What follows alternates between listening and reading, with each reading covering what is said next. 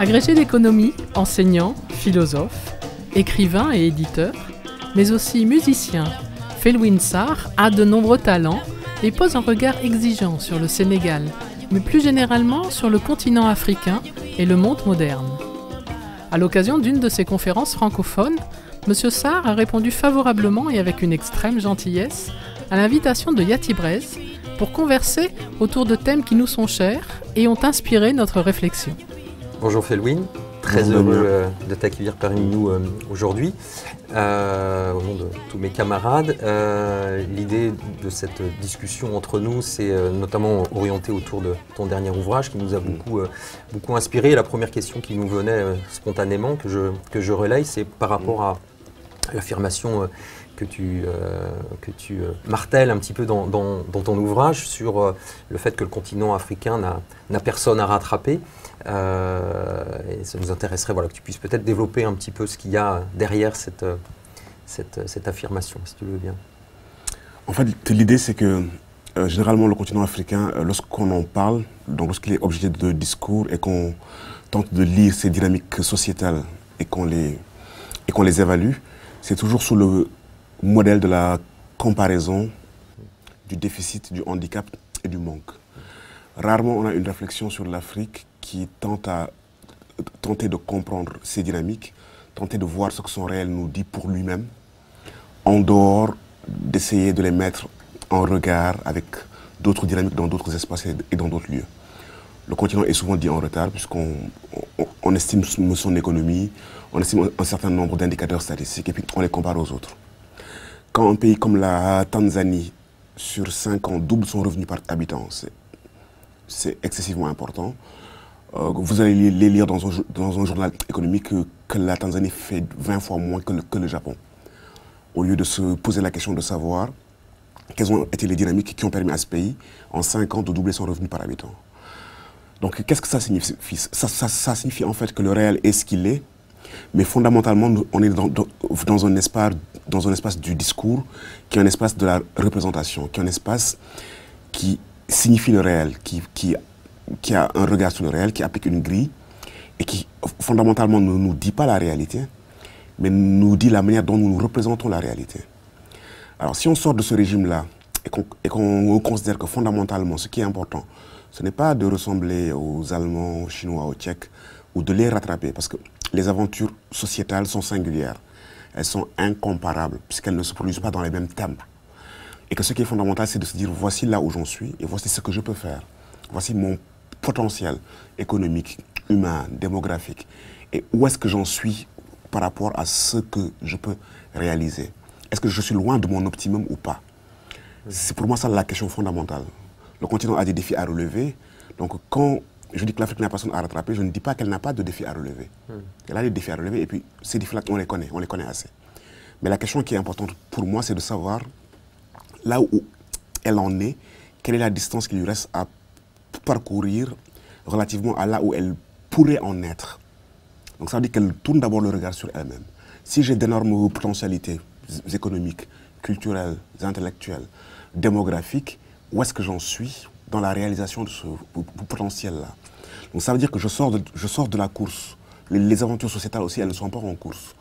Je sors de cette, je dirais, cette manie de toujours me comparer aux autres, parce que qu'est-ce que ça induit comme difficulté? La difficulté que ça induit, c'est ce que je réalise pour moi-même, je ne le valorise pas. Ce que je réalise ne compte pas tant que ce n'est pas à la hauteur de ce que les autres ont fait. Et tout ce qui compte, c'est en quoi j'ai fait la même chose que les autres. Donc, en termes, je dirais, de démarche, c'est profondément problématique. Et si on observe bien tous les discours sur le continent, ce sont des discours de ce genre. Nos villes veulent ressembler à New York, à Berlin ou à Paris. Nos formes d'organisation sociétale, nos institutions veulent être exactement la réplique des autres. Et le particulier, c'est la traduction d'un universel dans un contexte spécifique. Et lorsqu'on regarde les aventures sociétales, elles sont historiques, elles sont contingentes, et surtout elles sont incommensurables. Elles ne sont pas comparables dans des termes adéquats et dans des termes eux qui sont les mêmes. Donc c'est ça l'idée de dire, nous n'avons personne à rattraper, nous avons juste à être à la hauteur de notre potentiel et le réaliser. Et si on le réalise, on est pleinement épanoui. D'accord. Pour rebondir un petit peu sur ce que tu nous proposes, est-ce que la question qui me vient, c'est de savoir si finalement ce qui ressemble à un peu un diagnostic de ta perception du positionnement actuel du continent, et c'est peut-être d'ailleurs réducteur de parler d'un continent là où c'est un continent aussi qui porte beaucoup d'hétérogénéité entre les pays, les nations. Mais est-ce que ce diagnostic te paraît aujourd'hui globalement partagé par toutes les personnes que tu as l'occasion de rencontrer, que ce soit dans le milieu universitaire mais aussi politique et institutionnel? Et est-ce que de ce diagnostic, justement les chemins pour développer ces potentialités font aussi un peu consensus? Comment ce point de vue que tu développes est plus ou moins partagé en Afrique, des échos que tu peux en avoir?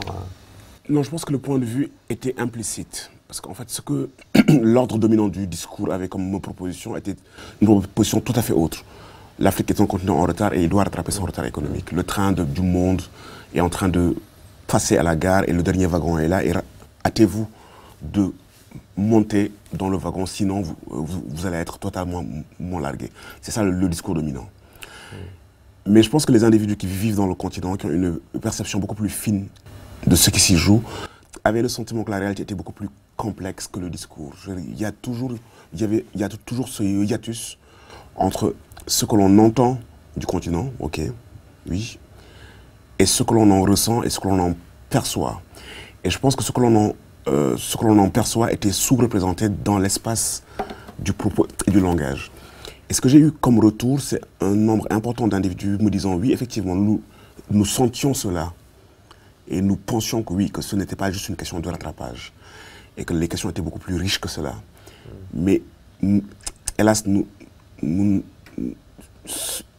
cette voix, nous l'entendions très peu. Nous l'entendions très peu. Et je pense que c'est de cela qu'il en ressort vraiment. Et là, encore j'insiste, la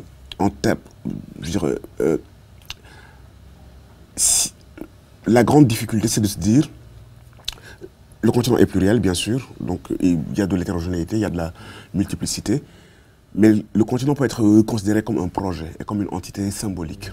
Si on observe son histoire, ces 5 derniers siècles, il est sous un même régime d'historicité. Il a vécu les mêmes chocs historiques, on dira, okay, et dont le dernier, qui date d'1 siècle et demi, est le fait colonial. Et le continent cherche à sortir de ce fait-là. Au tournant des années 60, il y a eu les indépendances, mais les indépendances, ce sont des moments précis dans l'histoire, mais la décolonialité, elle s'inscrit dans la durée. Les rapports de domination, les rapports asymétriques se sont institués sur la longue durée. Ils sont économiques, ils sont culturels, ils sont épistémologiques, ils sont sociaux, et il faut du temps pour les défaire. Et ce temps-là, c'est un temps long.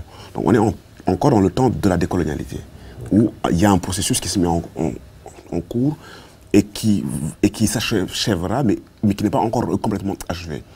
Donc du coup, dans ce temps-là, il me semble que tous les 54 nations africaines ont un même projet qui est un projet d'émancipation, de retrouver leur autonomie, c'est-à-dire leur capacité de choisir leur destinée, leurs options et de le faire en toute liberté. Et j'insiste sur le fait que l'autonomie, ce n'est pas l'autarcie. Ça ne veut pas dire qu'on s'enferme et on n'est pas en rapport avec le reste du monde. Mais ça veut dire qu'on se réapproprie la possibilité de décider pour nous-mêmes. Quel type de projet de société, quel type de choix, quel type de valeurs, quel type de vivre ensemble, quel type d'équilibre entre l'économique, l'écologique, le culturel, quel type de forme sociétale, quel type de traduction dans des formes qui nous sont propres et qui font sens pour nous, dans un certain nombre de principes ou d'aspirations que nous partageons avec les autres. Et ça, pour moi, c'est absolument fondamental et c'est le cœur de la démarche. La démarche, ce n'est pas de dire on se développe à l'occidental, on rattrape, on est comme les Chinois, on est comme les Asiatiques. La démarche est de se dire quel est le projet de société, et j'irai même un peu plus loin, de civilisation que nous avons. Donc ça veut dire quel projet pour l'homme et quel projet pour la mutualité, quel projet pour le vivre ensemble. Et à mon avis, si nous investissons dans cette interrogation et dans cette réponse, qui pour moi est la réponse la plus importante et la question la plus fondamentale, les voies et moyens pour y arriver sont beaucoup plus simples, beaucoup plus clairs, beaucoup plus faciles à articuler parce que nous savons où nous allons. Le vieux Sénèque disait, il n'est point de bon vent pour qui ne sait où aller. Alors, lorsque vous êtes dans un régime où vos projets de société sont empruntés, vous sont imposés, vous êtes sous injonction civilisationnelle, vous êtes dans une stratégie essai-erreur, ça ne fonctionne pas, vous suivez des modes, vous suivez un certain nombre de prescriptions, mais vous ne vous en sortez pas. Parce que fondamentalement, les Africains n'ont pas été convoqués à un débat sur leur devenir. Et ils passent leur temps à essayer des stratégies dont on leur dit qu'elles devraient être les bonnes, ou bien celles qu'ils devraient emprunter. Et pour moi, toutes ces questions autour du développement, autour de la démocratie, autour de comment on organise la cité sont importantes, mais à condition d'abord d'investir dans les questions qui me semblent primordiales. C'est-à-dire un continent qui est le continent le plus vieux du monde, qui a les civilisations les plus anciennes, qui a une expérience humaine sur la longue durée de l'histoire, riche et complexe, de mon point de vue, a les moyens de savoir ce qu'il veut pour lui-même. Et c'est pour ça que je repose la question du projet civilisationnel au cœur, et je pose la question de l'afrotopos, du lieu autre que nous devons faire advenir, et cette idée que l'horizon est ouvert, l'horizon n'est pas bouché par les prescriptions téléologiques, donc les finalités sociétales que l'on nous dit qu'il faut admettre et qu'il faut mettre en œuvre. Les horizons sont largement beaucoup plus ouverts que ça. D'accord. Par rapport à ce que tu disais tout à l'heure sur l'avenir d'un continent qui ne serait pas auto-centré, mais qui reste ouvert sur le reste du monde et des autres continents, ça pose quand même, me semble-t-il, la question de l'acceptabilité d'une posture qui paraît quand même très différente de, comme tu le dis, ce qui a finalement été imposé au continent, alors dans la trajectoire historique que tu reprenais, et comment, toi qui te balades un peu partout dans le monde, comment tu perçois justement la capacité des autres, et moi je peux me mettre dedans en tant que Français par exemple, à accueillir finalement un continent différent, au moins finalement dans sa posture et finalement dans la façon de coopérer. Moi j'aime beaucoup la terminologie que tu développes sur le vivre ensemble, alors on va dire mieux ou différemment.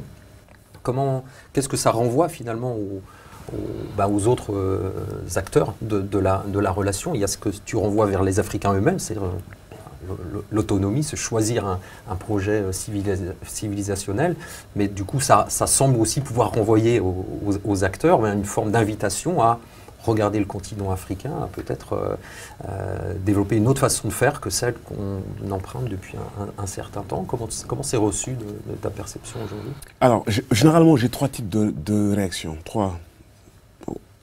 Grosso modo. J'ai des réactions extrêmement enthousiastes de gens qui se disent « Oui, ça fait des années que l'on réfléchit ainsi, que l'on pense que le discours et la réalité, il y a un hiatus. » Et probablement, oui. Il y a des gens chez qui ça fait écho. Chez beaucoup d'Africains, ça fait écho. Parce que c'est une réalité qui est vécue et peut-être non verbalisée. J'ai des réactions mi-figue, mi-raisin. Des gens qui disent oui, c'est vrai, c'est très beau ce que tu nous racontes, mais au fond, une sorte de scepticisme gentil, mais ouais, il y a encore quand même des problèmes d'éducation, de santé, ils ont du mal à se nourrir. Comment ça, ils veulent proposer un autre projet de civilisation alors qu'il y a des fondamentaux avec lesquels ils ont du mal? Tu vois, une sorte de, bon, c'est une petite douce rêverie, on verra quoi. C'est théoriquement intéressant, mais n'exagérons pas trop, tu vois. Bon, une sorte de scepticisme. Et puis, et ce genre de réaction-là, généralement, on me demande des exemples concrets de ce que je raconte. Qu'est-ce que l'Afrique a produit, les formes civilisationnelles, les innovations sociétales. Il faut que je donne des exemples, d'accord, le Rwanda, le Gachacha, mais encore. Et donc, je suis acculé à fournir des preuves ou bien des éléments que je pourrais extraire du réel africain pour dire, vous voyez, ce que je vous dis, comment ça peut se traduire. Et puis, il y a des réactions absolument épidermiques, de rejet total, de gens qui considèrent que c'est un propos essentialiste, et donc déjà qui l'enferment dans une option qui n'est pas la mienne. Et j'ai beau dire le contraire dans le texte, mais leur traduction de ce que je dis relève de leur propre vision dichotomique de la réalité, et aussi un refus absolu d'un discours du continent qui se poserait en sujet de son histoire. C'est-à-dire qu'on a l'habitude que le continent soit objet. On en parle et que le continent accepte. Mais quand il y a une voix qui sort de cette relation objectivée et qui se pose en sujet et qui ose même prétendre qu'en termes civilisationnels, on peut apporter, on peut contribuer. On n'est plus dans l'attitude de ceux qui reçoivent, mais nous pouvons être dans l'attitude de ceux qui inspirent et ceux qui donnent. C'est absolument inacceptable chez un certain nombre d'individus, tellement est ancré dans leur profond inconscient l'idée d'un continent à la traîne qui doit recevoir des autres et qui fondamentalement n'a pas à apporter. Et c'est quelque chose qui se réveille quand la posture change et qui les choque. Et des fois, je me fais agresser dans les espaces où vraiment on me prend à partie pour me dire mais non, et puis et je sens fondamentalement que ça parle à d'autres étages de l'être, que ce qui se dit là, ce n'est pas une question de débat, de débat dialectique ou d'argument contre argument. Il y a quelque chose de profondément ancré dans le substrat, dans l'inconscient, et justement donc l'habitude de nous voir dans des espaces, dans des lieux, dans des hétérotopies, desquels ils ne sont pas habitués de nous voir sortir. Et pour moi, c'est fondamental de faire ce travail, parce qu'en fait, aucun projet de société ne s'institue dans le réel tant qu'il ne s'est pas institué dans les imaginaires, dans les esprits et dans les mentalités. C'est le premier espace. C'est-à-dire qu'on ne peut rien faire advenir de fondamental tant que ça n'a pas pris racine dans l'espace de l'imaginaire. Il y a une part de la société qui s'institue dans l'imaginaire, fondamentalement. Et si on a un projet de nature civilisationnelle, donc un projet qui s'installe dans le temps long, le premier espace que nous devons occuper, c'est l'espace des représentations. Lorsque vous avez une jeunesse qui, il faut le reconnaître, a des difficultés pour trouver du travail, pour se réaliser, et qui estime que le seul moyen de se réaliser, c'est de risquer sa vie à travers le désert du Sahara, à travers la Méditerranée, d'aller affronter les barrières de Ceuta et de Melilla pour un hypothétique Eldorado, c'est qu'elle est quelque part convaincue que là où elle est, en investissant cette énergie-là qu'elle investit dans cette aventure, que cet investissement ne sera pas fécond, que son espace naturel est un espace de non-fécondité. Elle est convaincue de cela, bien sûr, parce qu'elle vit des difficultés réelles, mais elle est convaincue de cela aussi parce qu'elle est victime d'un ordre du discours que nous-mêmes nous portons sur nous, qui consiste à dépeindre le continent sous un certain jour. Et quand ces discours s'ancrent profondément chez les uns et chez les autres, ben, on en vient à ce genre de situation-là où toute une jeunesse du continent rêve de partir et pense que le seul horizon, c'est l'exil, l'exode ou l'émigration.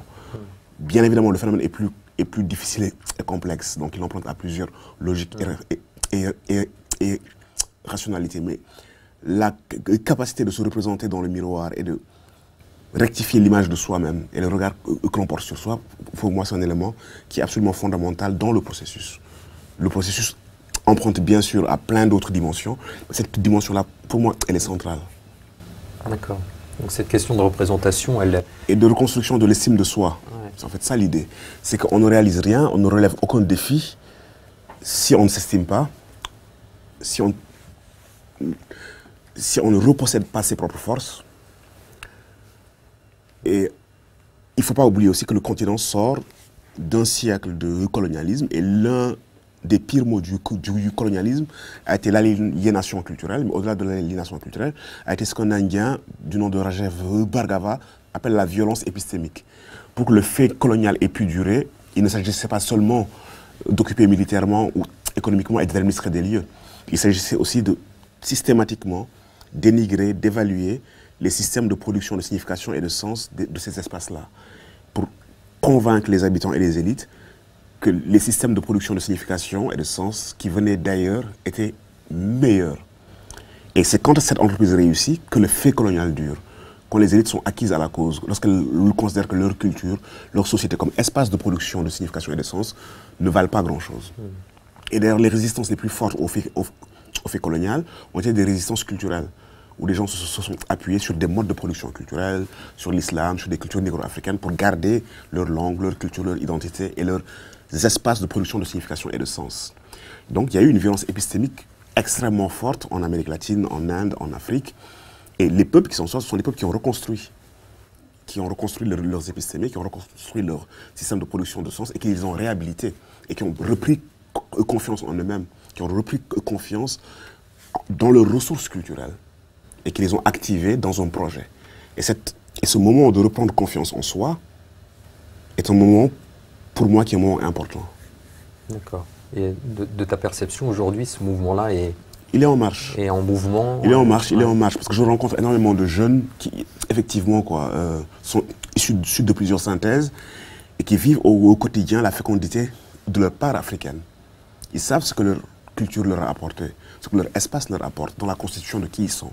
Ils savent quelles sont les ressources qu'ils tirent de leurs appartenances et comment ces ressources les ont aidés à affronter un certain nombre de défis. Donc, ils le vivent intimement et ils le savent, ça. Et ils savent qu'ils ont énormément de choses à faire valoir. Mais justement, il est important que les intellectuels, les artistes accompagnent aussi ce processus par un discours théorique, par un discours articulé, par des formes d'écriture de soi. Et ces formes d'écriture de soi-là, elles sont importantes. D'accord. Ce que tu développes là me fait penser à un concept aussi dont il est beaucoup question dans ton ouvrage et qui nous questionne aussi beaucoup par rapport à la nature de nos actions, mais tu auras l'occasion d'en discuter tout à l'heure avec Kabir, mais sur cette idée un peu d'économie relationnelle, c'est finalement de se dire qu'un des fondamentaux un petit peu de ce qui fait richesse notamment et potentialité du continent et sur l'économie relationnelle. Alors ça pose la question de la mesure, ce que tu développais tout à l'heure, de se dire voilà, investir dans cette forme d'économie, qu'est-ce que je peux en attendre? Et je comprends que cette lecture-là puisse être assez difficile à décrypter du point de vue d'autres occidentaux, par exemple, où on est probablement plutôt sur des considérations de chiffrage, de quantité, souvent sur non pas sur les temps longs que tu expliquais tout à l'heure, mais sur des temps probablement un peu plus courts et qui perdent un peu de leur sens probablement quand on parle d'économie relationnelle. Est-ce que tu peux juste nous expliquer un petit peu ce que c'est finalement et comment ça marche d'une certaine manière pour nous aider à décrypter et puis aussi peut-être participer à faire bouger nos représentations sur cette richesse? En fait, l'espace de l'économie comme discipline, c'est un espace qui s'est constitué au tournant du XVIIIe siècle, où l'économie s'est fondée comme un savoir et une science. Les sociétés humaines, depuis qu'elles font société, pratiquent l'économie, échangent, allouent des richesses, produisent et répartissent. Donc c'est un fait. Et de ces échanges-là, donc naissent des savoir-faire, naissent un capital culturel, un capital cognitif, qu'au fil du temps, on a systématisé dans une discipline dite scientifique et que l'on enseigne dans les universités. Il se trouve que dans cette discipline-là, l'option qui a pris le dessus ces 50 dernières années, c'est l'option néoclassique. C'est l'option qui considère que l'homme est un homo economicus, que c'est un individu qui passe son temps à optimiser, à rationaliser, à mettre en regard des moyens et des finalités, mais à essayer d'avoir une production au coût minimum. Une entreprise, elle veut optimiser son profit, donc réduire ses coûts, et un individu veut maximiser son utilité. C'est les deux idées de base. Et l'idée de base de la démarche économique, c'est que la méthodologie économique, donc c'est ce qu'on appelle l'individualisme méthodologique, que l'individu passe son temps à faire des arbitrages coûts-avantages et cherche toujours l'option la plus avantageuse. Ce qui est vrai en partie. Un certain nombre de comportements sont des comportements optimisateurs. On peut les concevoir, mais juste en partie. Dans l'acte économique, il y a plusieurs rationalités qui sont à l'œuvre. Des fois, on a des comportements économiques qui n'ont pas pour but d'optimiser des profits, ou des utilités, ou des rentabilités, puisqu'il y a des logiques de sens qui intègrent le don, le contre-don, l'honneur, la famille, énormément de logiques qui ne sont pas des logiques purement économiques. Et le problème de la discipline, ça a été de réduire, une forme de réductionnisme, la lecture de l'acte économique et de le réduire simplement à sa dimension utilitaire. Alors qu'il y a une dimension relationnelle dans l'acte économique et dans l'acte d'échange. Et il semblerait même que c'est une dimension qui est première. Lorsqu'on observe bien l'acte d'échange, c'est d'abord un acte social. Lorsqu'on observe les formes d'économie citées sur le continent qui empruntent à toutes ces logiques-là, mais on observe que durant un temps long, les biens ont circulé à travers les relations familiales, à travers les relations interpersonnelles, et que l'économie était enchâssée dans le socio-culturel. Il y a des pratiques de dons et de contre-dons importantes, il y a énormément de pratiques qui font circuler les biens, mais dont la charpente est l'économie relationnelle. Alors lorsqu'on réfléchit, parce que l'économie est censée être en crise, parce qu'elle est censée ne plus savoir où elle va, elle est censée être extrêmement financiarisée, elle est censée prendre les moyens pour les finalités. Lorsqu'on réfléchit à quelles peuvent être les voies de sortie ou de réenchâssement de l'économique ou de réassignation à sa place, parce que c'est un ordre qui déborde. Je veux dire, il y a des espaces qui doivent être des espaces non marchands, mais c'est un ordre qui déborde. C'est même un ordre qui a transmis son vocabulaire et son lexique à tout le reste. On optimise, on capitalise, on rationalise. Genre, il y a des espaces, même l'espace de l'intime, du couple, du mariage, il y a des économistes qui le modélisent. Il y a un prix Nobel d'économie, Gary Becker, qui a modélisé les relations de couple en disant que c'était justement une fonction qu'on optimisait, ainsi de suite. Et donc, lorsqu'on veut réassigner l'économie à sa place, on est obligé de se rendre compte qu'en fait, l'une des erreurs, c'est de l'avoir désenchâssé du social, du relationnel. D'oublier que c'est aussi un acte relationnel.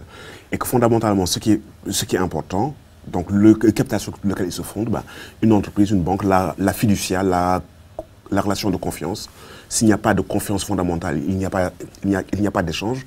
Si on veut minimiser les coûts de transaction ou les garanties, si on réussit à construire une relation de confiance forte entre deux acteurs, on minimise les coûts de transaction, on minimise les garanties, on sait que les engagements seront tenus.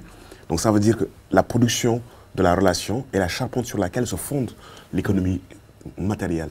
Il y a des individus qui sont dans une entreprise, qui gagnent un salaire important et qui décident de quitter l'entreprise et d'aller travailler dans une autre entreprise avec un salaire moins important parce que les relations sont exécrables, les relations de travail humaines. Donc ça veut dire qu'ils sont prêts, eux, à payer un coût pour avoir un espace relationnel beaucoup plus intéressant. Donc ça veut dire que ce qui les motive, ce n'est pas uniquement le revenu. Donc toutes ces études-là relativisent l'importance de l'économie, ou bien l'exclusivité de l'économie matérielle dans la relation économique. Et toute cette réflexion-là, elle épaissit l'agir économique. Donc elle montre qu'en fait l'agir économique emprunte à plusieurs rationalités qui sont à l'œuvre. Et il serait intéressant de comprendre toutes ces rationalités-là et de les prendre en compte lorsqu'on réfléchit sur la dynamique économique. Et donc du coup, ça change totalement la perspective que nous avons. On a une perspective purement statistique, quantitative, et qui fait qu'énormément de choses importantes échappent lorsqu'on a cette grille, qui est une grille, une fois de plus, réductionniste. Merci beaucoup Felwine pour cet éclairage et cet échange. Je vais maintenant laisser la place à Kabir Penn, président de l'association Yatibres.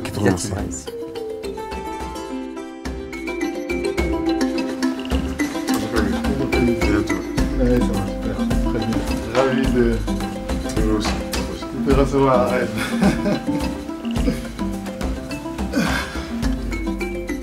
Bonjour Felwine. Bonjour Kabir.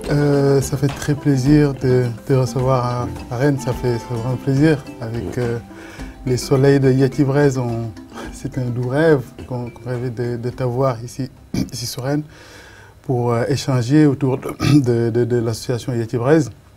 En fait, parce que Yatibres, comme tu as pu le voir, le constater, il fait des actions au Sénégal, mais pas qu'au Sénégal. En fait, parce que les actions de Yatibres, on le veut bidirectionnel, que ce soit utile dans les deux sens.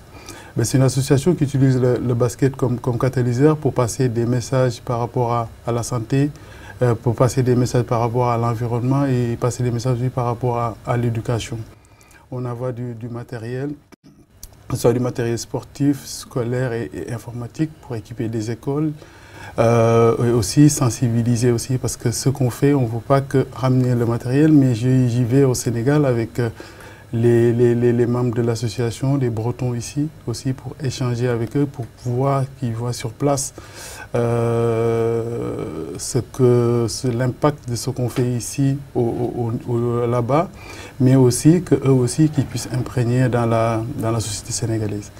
En gros, c'est ça l'association, et aussi on a au-delà de ces différents pôles, on a un pôle relations entreprises aussi qui fait le lien entre les entreprises rennaises et aussi l'association Yatibres pour le logistique aussi, qui aide aussi, c'est des pôles transverses et aussi pôle communication de l'association Yatibres. Mais tu as venu ici Monor, et Monor aussi, honore aussi les soleils de Yatibres. C'est pourquoi ce qu'on fait, c'est une chose, mais avoir ta vision par rapport à ce que nous faisons, mais aussi avoir ton regard pour éviter de faire de bénéficier de ton expérience pour que tu puisses aussi nous aider, nous orienter par rapport à ça. C'est pourquoi on voudrait échanger avec toi par rapport à ça. Bon, la première question, c'est de savoir l'entraide qu'il peut avoir entre les populations. Comment tu vois ça? Je dois avouer que généralement, je suis très critique vis-à-vis de l'action dite humanitaire. Parce qu'on a vu sur le continent des ONG investir des espaces. Elles sont diverses, bien sûr, elles ont des objets différents. Mais dans un pays, par exemple, comme le Niger, voici un pays qui est totalement investi par des ONG dans différents domaines parce que l'État est absent, déficient. Et au bout d'un certain nombre d'années, il y a des projets qui s'inscrivent dans la durée, donc qui continuent à fonctionner lorsque les initiateurs ne sont plus là. Mais un certain nombre de projets ont disparu. Et le reproche que nous faisons souvent à ces actions multiples, c'est le manque de coordination. Certaines agissent dans un sens, d'autres dans un autre sens. Et le fait que l'État est dépossédé de la politique publique. Il y a des espaces où, voilà, dans certains États, où c'est généralement les ONG qui fixent le cap. Donc ça, c'est au niveau global. Alors, ceci n'empêche pas le fait que dans ce qu'on appelle la coopération internationale, il y a des bonnes volontés, il y a des gens qui veulent vraiment agir dans un sens utile et efficace. Et probablement, le fait que ces ONG-là puissent être mixtes, ou qu'elles puissent articuler un effort dans l'investissement, je dirais, dans la connaissance de l'autre, de ses attentes, de qui il est, de ce qu'on peut faire. Parce que pour moi, le danger, c'est de décider à la place des gens ce qui est bien pour eux. Il y a un certain nombre de questions qui semblent universelles, l'éducation, la santé, l'eau. Et puis, on peut avoir rapidement le sentiment que ce n'est pas nécessaire de réfléchir fondamentalement à ce qu'on fait, puisqu'il est évident que apporter dans ces domaines-là, c'est une nécessité et c'est quelque chose d'important. Dans certains cas, ça l'est. Dans d'autres cas, c'est plus complexe que cela. Alors, et puis il y a des expériences multiples et diverses qui ont démontré qu'en fait, lorsqu'il n'y avait pas assez d'appropriation, lorsqu'il n'y avait pas un travail sérieux de compréhension du contexte, de sérier les besoins des uns et des autres, de savoir ce que les gens qui reçoivent attendent réellement et ce qui serait fondamentalement utile pour eux, les expériences étaient vouées à l'échec. La seconde critique que généralement, moi, je faisais à l'action humanitaire, c'était justement qu'elle installait toujours un complexe du bon samaritain. C'est-à-dire que certains sont dans la position de ceux qui aident et d'autres sont dans la position de ceux qui reçoivent. Avec le risque que ceux qui reçoivent soient installés dans une position confortable de passivité, d'être dépossédés, d'être les initiateurs ou les acteurs principaux de leur devenir et de leur destin. Et cet espace-là aussi, pour moi, c'est un espace de réflexion. Comment on peut contribuer à une dynamique, mais comment on peut aussi faire en sorte que la dynamique, le moteur de la dynamique soit d'abord les principaux bénéficiaires, les principaux concernés, qui soient les acteurs principaux de leur devenir, et qu'on accompagne une démarche. Pour moi, c'est absolument différent de les installer dans une nouvelle position d'être ceux qui reçoivent. Et que le terme coopération ait réellement son sens. Que les deux parties interagissent. Et que ça aille dans les deux sens. Parce que généralement, le terme coopération recouvre une réalité qui est unidirectionnelle. C'est-à-dire qui va d'un sens vers l'autre. Et de mon point de vue, ce n'est pas une bonne chose de renforcer l'idée que l'on doit attendre des autres la solution à des défis qui sont les nôtres. Ouais. Les autres peuvent accompagner, peuvent concourir à une démarche, mais le changement de mentalité et de vision et de regard, c'est d'abord d'être acteur de son propre devenir. Bien évidemment, on a besoin de l'apport des autres, on a besoin de leur expertise, on a besoin de travailler les uns avec les autres, mais d'abord d'être les acteurs principaux. Et je note que de plus en plus, il y a des démarches où les ONG essayent justement de ne plus être prescriptrices, essayent d'être à l'écoute, de comprendre les dynamiques fondamentales endogènes et de voir quels peuvent être leurs apports à ces dynamiques-là. Et pour moi, il est important qu'il y ait ce changement de regard et de sortir du complexe du bon samaritain. Et aussi de considérer que cette action vers les autres, c'est une action aussi qui, en retour, nous enrichit. Que ce n'est pas juste nous qui apportons. Que la rencontre, elle est mutuellement moins féconde. C'est aller vers les autres, c'est aussi apprendre d'eux. Donc être aussi dans la position de pouvoir recevoir, apprendre de leur expérience et de ce qu'ils ont à vous transmettre. Et je pense que c'est comme ça qu'on réussira à construire des rapports beaucoup plus équilibrés. Beaucoup plus équilibrés et surtout des rapports qui responsabilisent les uns et les autres. En tout cas, personnellement, je tiens à cette idée que nous devons être les principaux acteurs du changement. On peut le faire avec d'autres, mais nous devons d'abord être les principaux acteurs. Parce que ce que tu dis, je rebondis là-dessus, parce que ce que tu dis justement que tout ce qui est bien, toutes ces initiatives ou avancées se nourrit de ce que les autres ils ont fait. Et en réfléchissant par rapport à ça, parce que j'ai fait une partie de ma vie au Sénégal et une autre partie actuellement en Bretagne, et du coup, je vois ce que chaque peuple peut apporter à l'autre. Et je ne veux pas trop avancer là-dessus. C'est pourquoi je te repose la question pour savoir qu'est-ce que les Bretons peuvent apporter au Sénégal et qu'est-ce que les Sénégalais peuvent apporter à la Bretagne dans le cadre d'une association qui veut que j'y tiens à ça pour que ce soit bien dans les deux sens. Je ne connais pas assez la Bretagne. Je sais que, que c'est un peuple aussi de la mer. Et je sais qu'ils se sont beaucoup investis, en tout cas dans le Sénégal précolonial et postcolonial, dans l'éducation. Il y a eu beaucoup de séminaristes, de prêtres bretons qui sont venus s'installer dans le pays. Et je ne connais pas assez les spécificités de la région pour dire qu'est-ce que la Bretagne peut apporter. Peut-être un état d'esprit, une ouverture vers les autres, une manière de s'engager. Ça, c'est de l'ordre de la généralité. Mais je sais, par contre, ce que le rapport avec un pays comme le Sénégal peut apporter en retour. Je veux dire, je pense que nos sociétés ont développé beaucoup d'innovation sociétale, beaucoup de capacités d'inclusivité, beaucoup de capacités de tissage du lien social, beaucoup de capacités d'intégration de la différence. Et c'est des choses qu'elles peuvent apporter dans une Europe qui est en crise de solidarité. La question des migrants nous le prouve. Quand Angela Merkel décide d'en recevoir 1 million, c'est un scandale.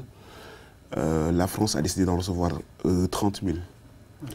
Alors, il y a à peu près 32 000 communes en France. Ça veut dire que si on les répartit, ça fait 1 par commune.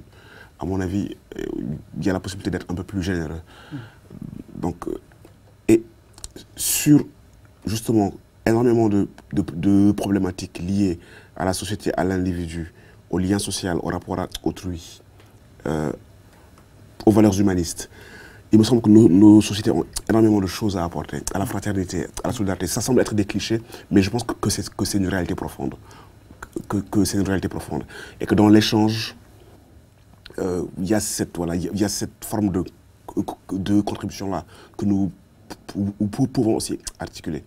Mais sur la Bretagne, je suis désolé, c'est mon ignorance de ce qu'est la Bretagne fondamentale qui fait que je ne peux pas vraiment répondre. Ouais, parce que c'est une région agricole et aussi la Bretagne, c'est un peuple voyageur, ils ont beaucoup voyagé, mais aussi si on regarde bien, parce que je me documente un peu sur la Bretagne, mais il y a pas mal de similitudes, notamment sur comment ils voient la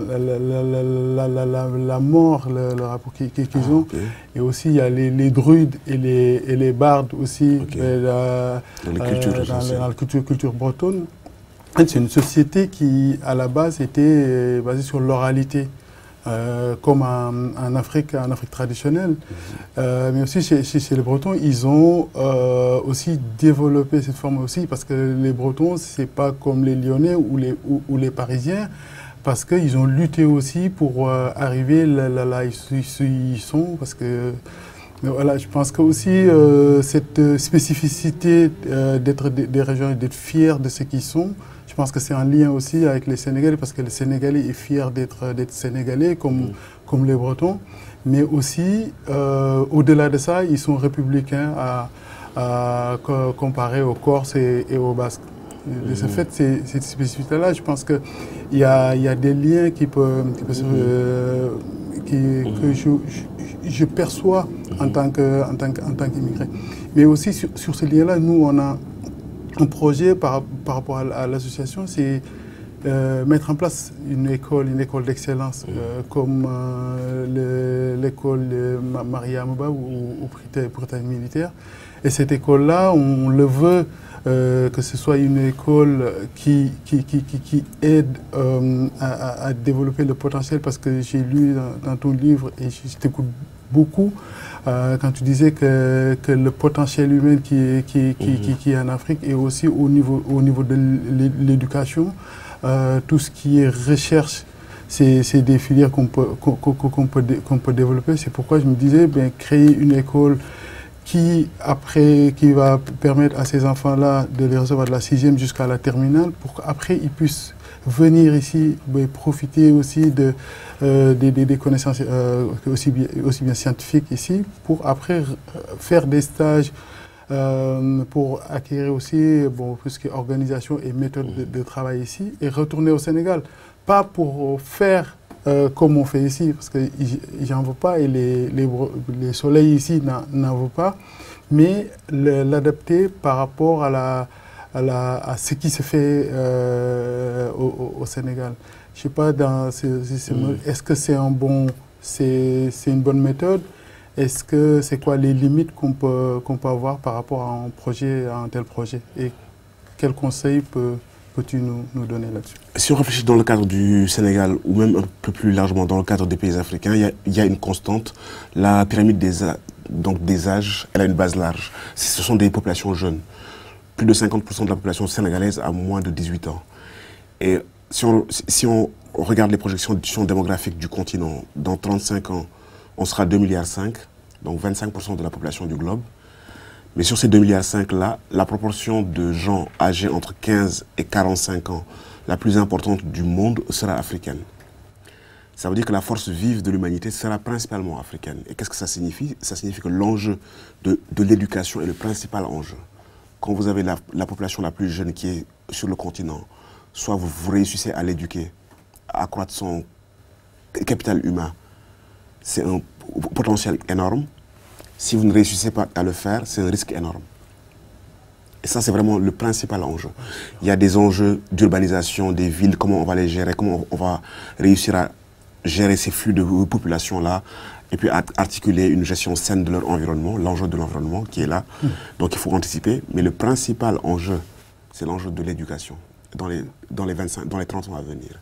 Et ce boom démographique-là, s'il se confirme, et puis il n'y a pas de raison qu'il ne se confirme pas, est une excellente opportunité à condition qu'on anticipe, qu'on mette en place des infrastructures, que les individus soient bien formés et qu'ils puissent en retour justement être utiles au groupe et à la collectivité et être des ressources productives plutôt qu'un coût ou un danger potentiel qui peut être utilisé par des mouvements extrémistes, par des choses que nous savons. Donc je pense que de toute manière, on est même revenu de cette idée, même en économie, on est revenu de l'idée que le capital ou les terres sont les principaux actifs. Actuellement, la théorie économique, elle considère que le capital humain, que l'investissement dans l'éducation, dans l'intelligence, est le principal actif. Des nations comme l'Inde, comme Singapour, l'essentiel de leur richesse vient de là-bas. Et l'innovation technologique. Donc on le sait, mais on le savait avant, mais on le sait encore mieux, que même pour produire des richesses, l'espace dans lequel il faut investir en priorité, c'est cet espace-là. Alors, quand on a une population jeune, quand on a une démographie importante, et quand on a une pyramide des âges comme la nôtre, s'il y a un axe qui est prioritaire, c'est bien celui-là. Donc oui, absolument. En plus, c'est un investissement qui a des bénéfices à long terme. Et le savoir, c'est le seul espace, c'est l'un des rares espaces où, lorsque vous investissez ou lorsque vous le partagez, il vous revient augmenter. Donc il y a des effets exponentiels. Lorsqu'on investit dans le savoir, il y a des effets exponentiels, et lorsqu'on le diffuse, il revient augmenter. Felwine, j'ai une question de nos soleils qui a 13 ans. Il s'appelle Yaya. Il a une question à te poser. On l'écoute. Salut Felwine, je suis Liliane, je participe aux actions de Yati Braise. Selon toi, comment peut-on faire pour mieux vivre tous ensemble? Je pense que ce qui est intéressant, c'est justement d'apporter un contrefactuel. C'est-à-dire qu'on peut avoir une critique d'une coopération internationale asymétrique, déséquilibrée, dans un sens, et on peut avoir un contrepoint, voir qu'il y a des individus de bonne volonté qui réussissent à s'associer de manière mutuellement bénéfique. Et ce que tu disais sur la Bretagne, je trouvais ça très intéressant, et j'étais en train de faire aussi le lien avec le Sénégal, un espace où les gens sont fiers de leur culture, valorisent leur culture, se fondent sur leurs ressources culturelles. Et effectivement, je me suis rappelé que la musique bretonne était importante, qu'il y avait un travail sur les langues et qu'il y avait une identité très forte. Et je n'avais pas fait le lien avec cette idée républicaine. Effectivement, donc les Corses veulent s'autonomiser, mais les Bretons ne le réclament pas. Voilà. Et donc ça veut bien dire qu'on peut articuler le terroir, le patrimoine, les ressources culturelles de sa région avec le projet de lien avec les autres, que les deux ne sont pas antinomiques, et que justement on n'est pas obligé dans la République ou dans l'universel de se diluer et de fondre ses ressources. Ces ressources, on peut toujours les utiliser de manière bénéfique.